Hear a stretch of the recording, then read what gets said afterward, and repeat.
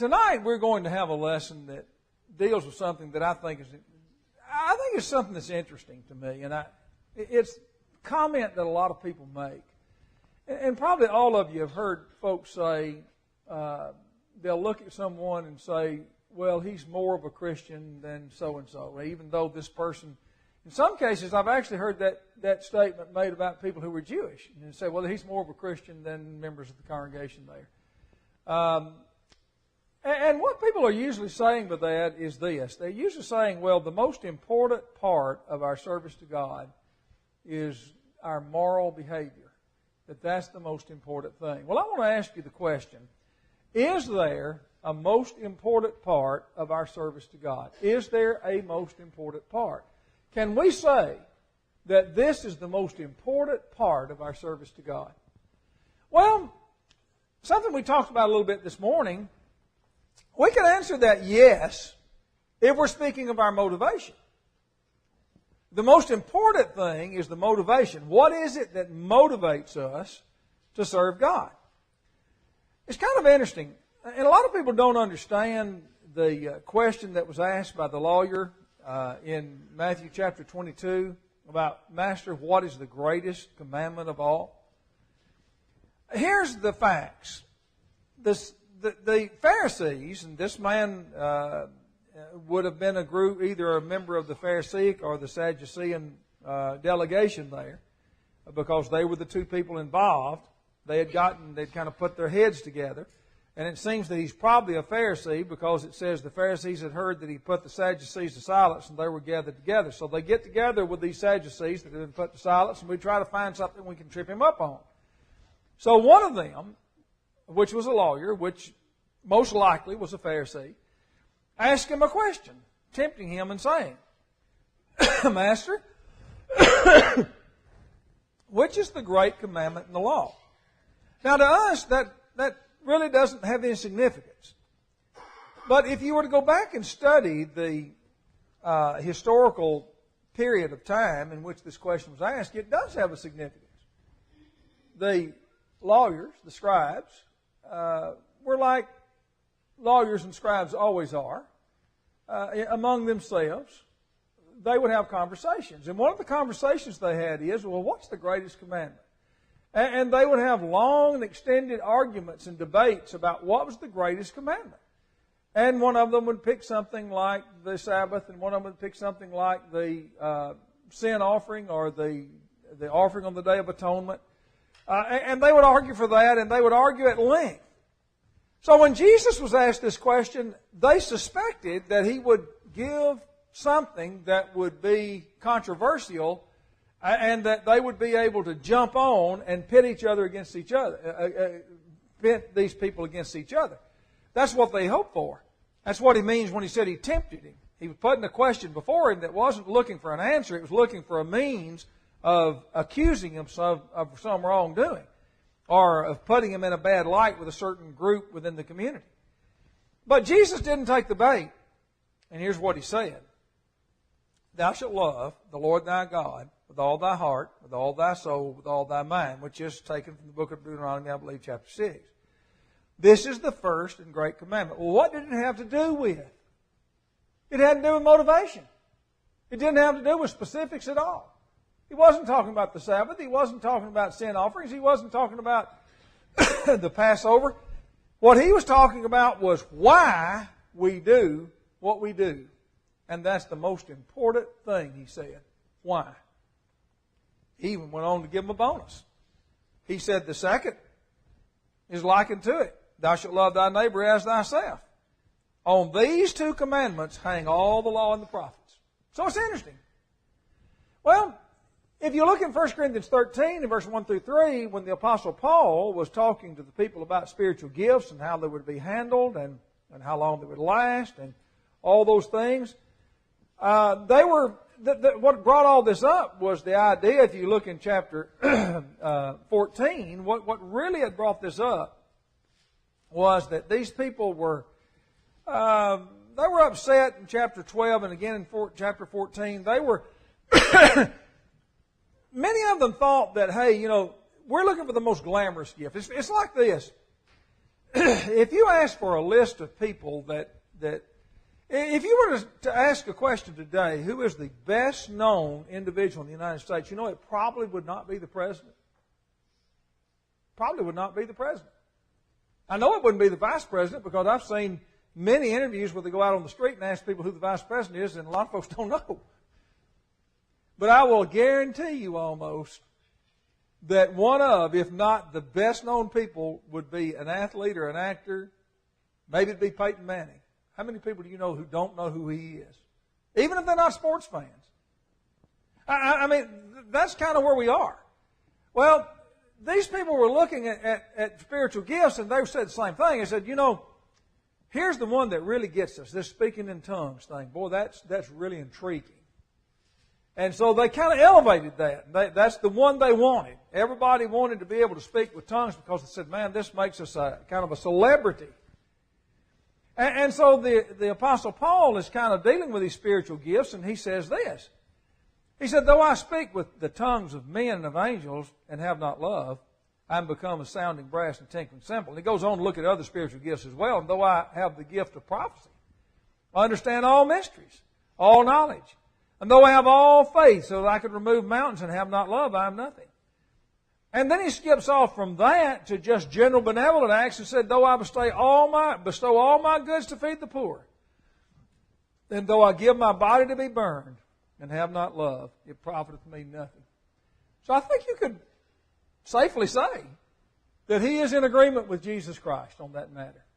That if you're talking about motivation, the most important part of our service to God is why we do it.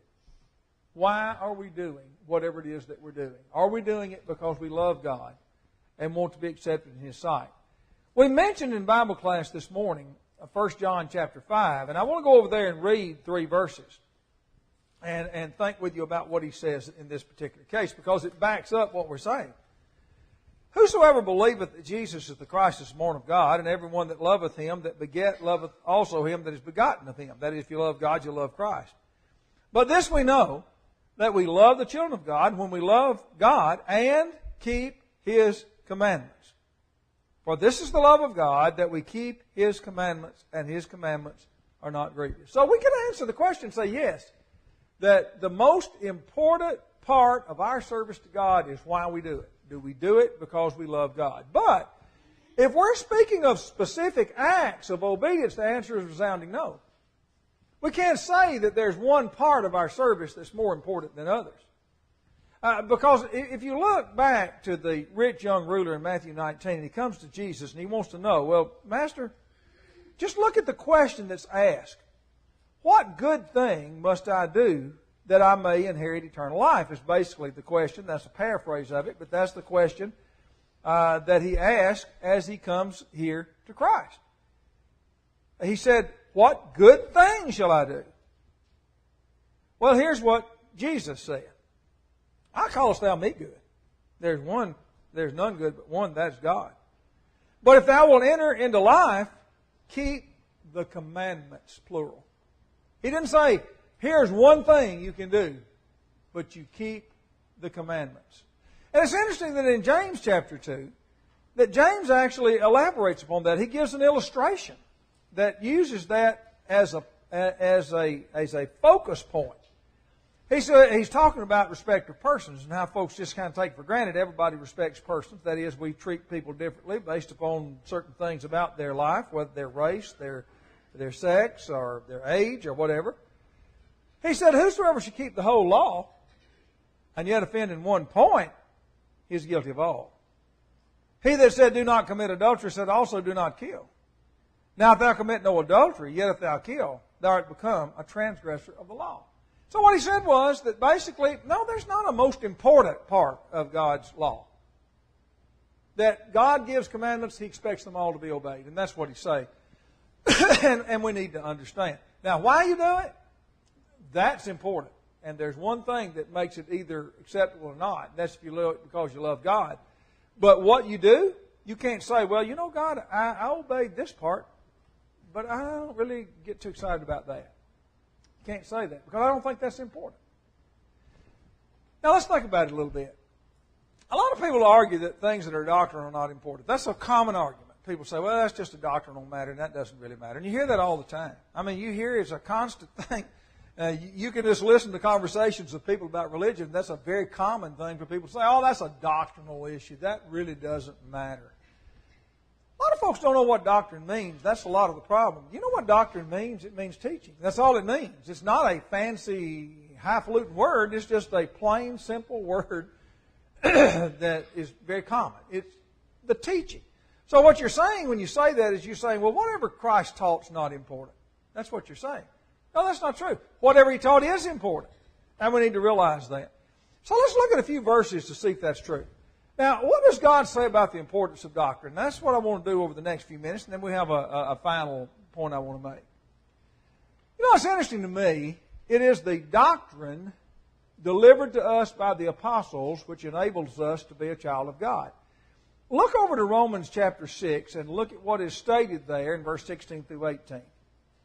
Know ye not that to whom ye yield yourselves servants to obey, his servants ye are to whom ye obey, whether of sin unto death or of obedience unto righteousness? But God be thanked that ye were the servants of sin, but ye have obeyed from the heart that form of doctrine which was delivered you, being then made free from sin, you became the servants of righteousness. So basically what he said is that the doctrine that was delivered to you enables you to be a child of God. That's what he said. Now, is that important? Well, sure, it's important. It might also be of interest to you to notice in verse 17 that he uses the word that form of doctrine. So he's not talking about just doctrine generically. He's saying that doctrine that was delivered to you from God by the apostles, that will make you free from sin and become the servants of righteousness. Now let's think about this. Adhering to the doctrine of Christ is what cements our relationship with God. It's what causes us to continue faithful before God. You know, if you look over in 2 John verse 9 through 11, or verse 6 through 11 rather, it goes back to this word of love and why we serve God. This is love, that we walk after His commandments. This is the commandment, that as you heard from the beginning, you should walk in it. For many deceivers are entered into the world who confess not that Jesus Christ come in the flesh is a deceiver and an antichrist. Look to yourselves, that we lose not those things which we have wrought, but that we receive a full reward. Whosoever transgresseth and abideth not in the doctrine of Christ hath not God. But he that abideth in the doctrine of Christ, he hath both the Father and the Son. If there come any unto you, and bring not this doctrine, receive him not into your house, neither bid him Godspeed. For he that biddeth him Godspeed is partaker of his evil deeds. In other words, if you're a supporter of a person that's teaching a doctrine that's contrary to God, then you share with them. You know something a lot of folks don't realize? When I watch the old Westerns, they're always concerned about, they're telling this guy in jail, they're saying, well, you know what, you didn't pull the trigger in that bank, so therefore you didn't commit the murder. I don't know what was true in the Old West, but that is not true today. If you're driving a getaway car and you're sitting on the street and someone goes into a convenience store and robs it and murders the employee there, you're guilty just as much as them by law. That's what he's saying here. That's what he's saying here. He's saying we need to be really concerned about what's being taught, and we need to support things that are acceptable, and that's what cements our relationship with God. That's what causes us to continue faithful and continue to be acceptable in His sight. Now, sometimes we don't. Sometimes we may deviate, leave the doctrine of Christ. Well, what is it that's going to correct us? Well, the only thing that's going to correct us is the doctrine of Christ. The thing that we left is the only thing that can correct us. In the book of Titus, chapter 1, it's kind of interesting, beginning in verse 13. He says, this witness is true. And I'm not going to go back and look at the witness because I don't really want to spend the time with the explanation of it. This witness is true. Wherefore rebuke them sharply, that they may be sound in faith, not giving heed to Jewish fables and commandments of men that turn from the truth. Unto the pure all things are pure, but unto them that are defiled and unbelieving is nothing pure. But even their mind and conscience is defiled. They profess that they know God, but in works they deny Him, being abominable and disobedient unto every good work reprobate. And then notice what he said. But speak thou the things which become sound doctrine. In other words, sound doctrine will enable us to correct those who've gone astray. For example, if you look into the New Testament and you see Peter, and Peter is here in Antioch. He's been there for some time. And Peter is the one who had taught the gospel to Cornelius, had seen the sheet Lord from heaven, and had been told that there was nothing unclean. God had made all things clean, and he had made to understand that. So he baptizes Cornelius and his household, and they become members of the body of Christ. Now later he's in Antioch. Well, Peter has a problem. You could see it when he denied Christ. Why do you think Peter denied Christ? Well, at least in part because he's sitting around a fire with a bunch of folks that were not believers. And so they began to get on him. And that's really what led to his finally just cursing and swearing and saying, I don't even know Jesus. I don't know who he is, much less having the association with him. So Peter's here a number of years later, and he's got the same problem. Now, Peter's a great man. He preached the first gospel sermon on the day of Pentecost, and I understand it. He wrote the books of 1st, 2nd Peter. He stood up to the Sanhedrin Council there in Acts chapter 4 and 5. He was a great man, no question. But, like all great men, as we pointed out with Josiah tonight, he had some problems. And so here he is in Galatians 2, and certain come from Jerusalem. Now, over in Jerusalem, they're having this problem. In Jerusalem, they're having this problem where some of the Jewish people say, well, look, the gospel is for everybody, but before these Gentiles can obey the gospel, they first got to submit to the Jewish law, and then they'll be in a position to accept the gospel. Well, when that happened, Peter, through some weakness of character, just no longer associated with the Gentile Christians and said, I'm not going to associate with them. And Paul said, I withstood him to his face because he was to be blamed. Well, what did Paul do? He taught sound doctrine to correct the mistake that Peter had made. That's what he did. So that Peter could be restored to a position of having a good relationship with God through Jesus Christ. So how important is doctrine? Well, it makes us a Christian. It cements our relationship with God by teaching us what we should do. And when we make mistakes, it provides the answers that we need to correct those mistakes and return to a position of faithfulness. But now let's think about it for a moment. I'll tell you what I decided to do in this lesson just because, 2 John talks about the doctrine of Christ. And I realize and I understand that the apostles were the ambassadors of Christ and they spake for Christ. And I realize that was promised to them in John 14 and 23 and John 16 and verse 13. I understand it. But for the purpose of this lesson, I decided that I would just take the words of Christ Himself. And so we're talking about the doctrine of Christ, and we're going to take the words of Christ Himself. And we're going to look at the doctrine of Christ in His own words. And we're going to ask the question, which of these is most important? Well, let's think about it. The doctrine of Christ includes several things. In Mark chapter 16, Jesus has already been crucified and He's about to ascend back to be with the Father. And He's giving some final instruction to the apostles before He goes. He appears to the 11. And He says to them, go ye into all the world and preach the gospel to every creature. He that believeth and is baptized shall be saved. He that believeth not shall be damned. So the plan of salvation is actually a part of the doctrine of Christ. He actually, before the apostles began to preach it to the people, He actually spake it Himself. So He told you, now this is not all of it, obviously, not everything, but this tells us at least two parts of it.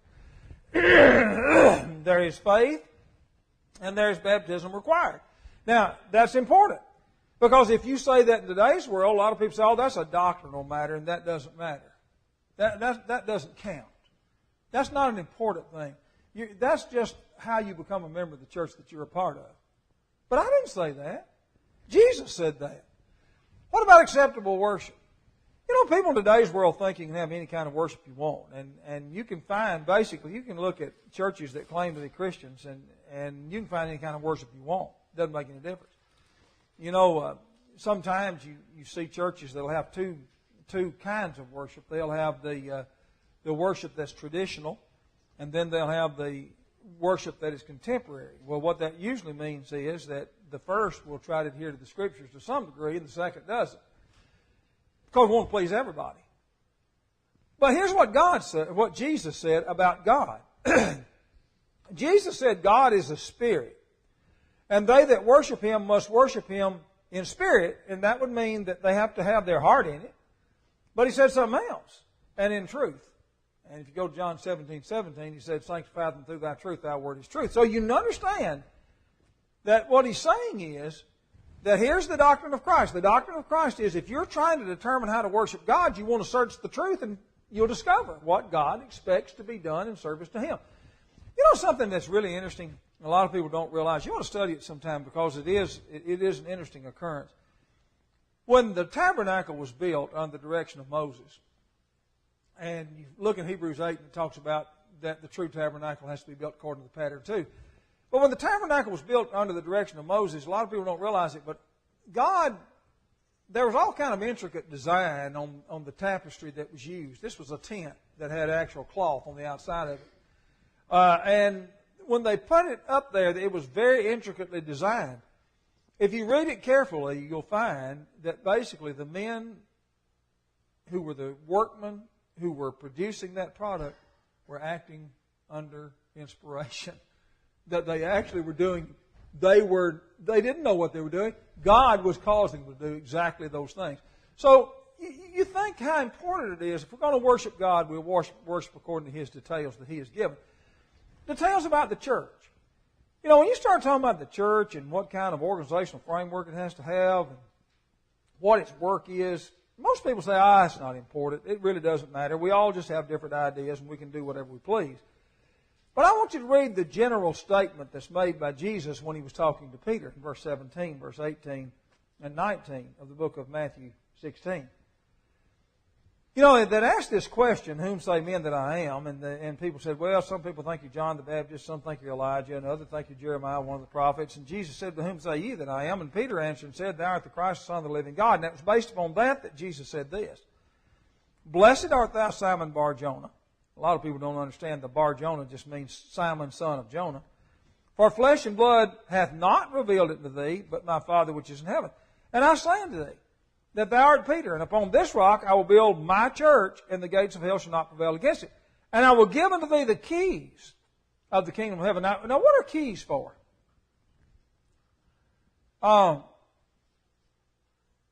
If you're working on someone's house, we had this happen not long ago where the sheriff's deputy was called by mistake.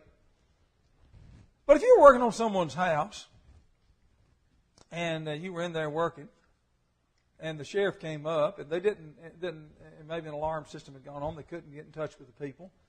And they walk in, and they ask you a question, and you say, well, he gave me a key. Now, that wouldn't be the absolute answer. I understand that. They'd have to check that out and make sure that was true. But that would kind of soften the idea a little. You didn't kick the door in. You didn't pick the lock. Somebody gave you a key. Now, you could say, well, you picked it up under a rock, because that's kind of what happens in our house, and most thieves probably know that to be true in almost every case. But a key generally signifies that you have the right to access something. And that's really the meaning of it. And that's what Jesus was saying to him. He said, I give unto thee the keys of the kingdom of heaven, and whatsoever thou shalt bind on earth shall be bound in heaven. Well, I've said many times that King James is not the best translation. I like it because I've been around it a lot. But the best translations will say, whatsoever thou shalt bind on earth shall have been bound in heaven. In other words, here is God's will that He's revealing through you. Whatsoever thou shalt loose on earth shall have been loosed in heaven is the best translation. So it means that, in fact, the apostles were simply, as far as the church was concerned, they were giving the instructions that God had given them. So in Acts 14:23, when Paul went back to the churches, appointing elders in every church, he was just doing what God instructed him to do. That's really the point. And that's what we need to understand. Now, the next thing is this. The moral standard that governs us. Most people, this is what they really believe. Most people believe that moral standard is the most important part. If you live morally, responsibly before God, He really doesn't care about all the other things. I don't believe that, but a lot of folks do. Now, I'm not trying to denigrate the moral standard. I believe there has to be a moral standard. Some years ago, and perhaps some of you are not old enough to remember, when the Catholic Church had a huge scandal, and the problem they were having was sexual abuse of young boys. And it was a terrible problem by the priest. And they had a priest and several of them who were guilty of that. And these bishops in the various dioceses of that organization were covering it up so that it couldn't be discovered. And then eventually the whole thing blew up and it all came to light. And I remember an interview that they had, I believe, with a bishop in Boston. I believe was where it was. I won't say specifically because my memory, as you know, is not that great. But I believe it was in Boston. And they were interviewing him about why this priest, who's it's been determined is guilty of sexual abuse of young boys, why is he still permitted to carry out the duties of the priest? And you know what he said? He said, well, he's always been faithful in the discharge of his duties as a priest. Now, you're talking about a person that was a pedophile. Admittedly so. So what he basically was saying was, now, that's not important. So there are even people who believe the moral standard is not important, as long as you go through with all the proper and acceptable forms of doctrine. But let me tell you what Jesus said. He said this. He said, you're the salt of the earth. But if the salt have lost its savor, wherewith shall it be salted? It is henceforth good for nothing, but to be cast out, and to be trodden under foot of men. Ye are the light of the world. Of the city that set on the hill cannot be hid. Neither do men light a candle, and put it under a bushel, but on a candlestick, and it giveth light to all that are in the house. Let your light so shine before men, that they may see your good works and glorify your Father which is in heaven. I'm going to tell you something. My son and I, as everyone here I'm sure is aware, run a construction business. Now, we don't have the liberty to act dishonestly in that business. Because if we do, it reflects upon us as a Christian. And that's what we have to understand. You can't do that. I once heard a lawyer, I wasn't there, but I heard it repeated from someone else, who went out. His dad was an elder of a congregation in Mount Pleasant, and he was visiting there. And he listened to the preacher preach on Sunday, and he had a sermon that was really hard down on moral responsibility and ethics and all that. And the lawyer walked out, and he talked to him, and he said, the problem is, talking to the preacher, he said, you get paid to be good, and I don't. That was what he said. In other words, I know that in the practice of law that I often do things that are unethical and immoral. But, you know what, that's just part of my job. Well, let me tell you something. Jesus said that every part of the doctrine of Christ is important. It's just as important that you act morally responsible as it is that you be baptized. It is just as important that you act morally responsible as it is to worship acceptably. It's just as important for you to act morally responsible as it is to be a part of a church that adheres to the doctrine of Christ. Now, that's what we have to understand. That's what I'm talking about. We have to understand that there are no important parts and non-important parts. I'll tell you something that people need to realize. Man often makes many, many, many mistakes. And I was talking to a guy the other day, and he was restoring a Mustang, and I think Austin heard part of the conversation too, I believe. And he said that he had got it all back together, the whole chassis he had reassembled. And everything was in good shape, he thought, except he happened to notice there were some little sensors that connect to the anti-lock brake system. And on new and modern cars, if you don't have it, then you don't have any brakes, basically. So you know what he had to do? He had to tear the whole thing back apart and put those little sensors in. Now, they might have seemed insignificant. My brother said one time he rebuilt a Yamaha motorcycle and got through and had a bucket of parts and it didn't matter. But that was back in the 70s. That wasn't today's world with all the high-tech things that we have.